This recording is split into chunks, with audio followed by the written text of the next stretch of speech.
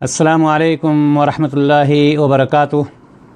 अल्हम्दुलिल्लाहि वहदा वस्सलातु वस्सलामु अला मन ला नबिय्य बअदा।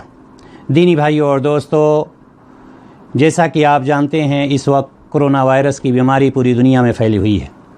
यहाँ पर हम आपको एक ख़ास मशवरा ये देना चाहते हैं, जिस तरह से सारी हुकूमतें दुनिया की सारी हुकूमतें आपको घर में बैठने के लिए कह रही हैं, हम आपसे ये कहना, अगर आप अपने घर के बाहर कोरोना वायरस की बीमारी देख रहे हों तो क्या घर से बाहर निकलेंगे?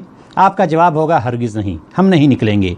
और अल्लाह तबारक व तआला ख़ुद कुरान मुक़द्दस में इरशाद फरमाता है, वला तुल्क़ू बिअयदीकुम इला तहलुका, अपने हाथों हलाकत में ना पड़ो, यानी अपने आप को हलाकत में न डालो। लिहाजा हमारे और आपके लिए ज़रूरी है कि ऐसी सूरत में जो टाइम दिया जाता है उस पर हम निकलें, बाकी अपने घरों में हम महफूज बैठे रहें।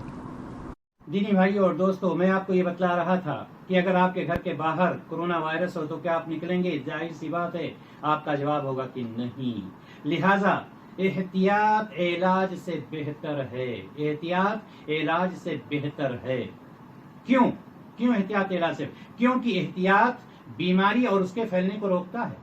अगर आप अपने घरों में बैठे हैं तो बीमारी आगे नहीं बढ़ सकती है, और वायरस का कोई इलाज है ही नहीं। ये कोरोना वायरस, ये बीमारी, इसका कोई इलाज नहीं है। इसका इलाज सिर्फ और सिर्फ एक है, और वो कौन सी चीज है? एहतियात। यानी ये कि एहतियात ही इलाज की जड़ है।